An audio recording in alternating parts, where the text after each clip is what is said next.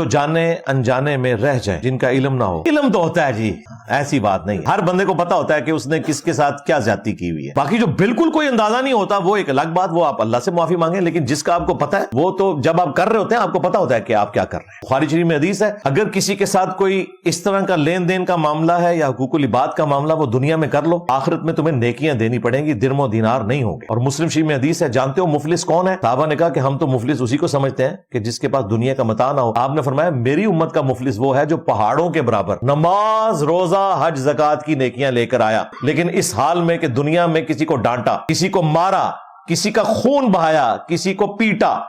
کسی کو ذہنی اذیت دی، ایک ایک کر کے وہ لوگ قیامت کے دن آ کے اللہ کے حضور شکایت کر کے نیکیاں لے جائیں گے، پہاڑوں کے برابر نماز، روزہ، حج، زکات کی نیکیاں ختم۔ ابھی بھی کچھ لوگ باقی ہوں گے جن کا بدلہ دینا ہوگا، تو اللہ تعالیٰ فرمائے گا اس کی نیکیاں ختم ہو گئی ہیں، اب تم اپنے گناہ اس کے نامہ مال میں ڈالتے جاؤ، دیکھو کیے اس نے ہوئے ہیں، اللہ کہہ رہا ہے اس کو دو اس کو، تمہیں نہیں عذاب ہوگا، اس کو عذاب ہوگا تمہارے گناہوں کیونکہ تمہارے ساتھ زیادتی کی، اور پھر اسے اوندھا منہ کر کے جہنم میں پھینک دیا جائے گا۔ پھر اللہ کے محبوب صلی اللہ علیہ وآلہ وسلم نے فرمایا میری امت کا مفلس یہ ہوگا، اصلاً غریب۔ واقعی حقیقت بات ہے کہ اتنی نیکیاں کر کے بھی جہنم میں گیا، صرف حقوق العباد کا خیال نہیں رکھا، لہٰذا صرف حقوق اللہ پہ آپ نے زور نہیں دینا، حقوق العباد پہ بھی زور دینا ہے۔ ہمارے استاد جاوید احمد غامدی صاحب نے بڑی اچھی بات کی، مجھے ایک پروگرام میں بڑی یاد رہی، انہوں نے بعض جملے وہ ایسے کمال کے بولتے ہیں، باوجود اس کے کہ گمراہیاں بھی وہ کمال کی پھیلاتے ہیں کہ وہ دل پہ نقش ہو جاتے ہیں۔ انہوں نے کہا کہ اگر آپ یہ سمجھتے ہیں کہ میں اپنے بھانجوں اور بھتیجوں کی وراثت ہتھیا کر کل سے تہجد کے 2 نفل بڑھا لوں گا اور یہ ایکویلنٹ ہو جائیں گے، تو یہ اپنے دماغ سے خیال نکال دیں۔ آپ پوری زندگی میں نوافل پڑھتے رہیں، جو آپ نے کسی کا مال دبایا ہے نا، وہ قیامت کے دن آپ کو حساب و کتاب دینا ہو۔ اور یہ لوگوں کے دماغ میں آتا ہے، یہ اکثر لوگ کہتے ہیں نا کہ یہ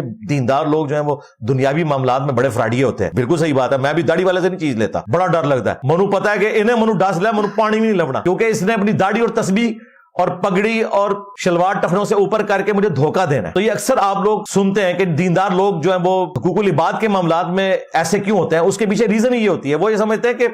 اتنا کچھ اللہ کے لیے کر رہے ہیں، تھوڑا بہت معاف کر دے گا، ان کو پتہ ہی نہیں ہے کہ ریشو پروپورشن کیا ہے۔ ہاں حقیقت بات ہے کہ حقوق العباد کا معاملہ بہت کریٹیکل ہے، ہاں، لیکن دوسری ایکسٹریم یہ ہے کہ بعض لوگ حقوق العباد کا خیال رکھتے ہیں اور اللہ کے حقوق کہتے ہیں یہ خیر اللہ نے تو معاف کر دینے نے۔ بھائی اللہ نے معاف کرنے یہ اپنی مرضی سے کرنے، آپ کی مرضی سے نہیں، اور اس معافی کا ایک طریقہ بھی ہے، جہنم کا پھیرا لگوا کے، کس کو کیا پتہ ہے کہ کتنا عرصہ وہاں گزارنا پڑے۔ یہ بھی تکبر کا جملہ نہیں بولنا چاہیے، ہر وقت عاجزی کی روش اختیار کرنی چاہیے، نہ حقوق اللہ کے معاملے میں سستی، نہ حقوق العباد کے معاملے میں۔ یہ اللہ تعالیٰ نے ہر چیز جوڑوں کی شکل میں بنائی ہے، حقوق اللہ، حقوق العباد، امر بالمعروف و نہی عن المنکر،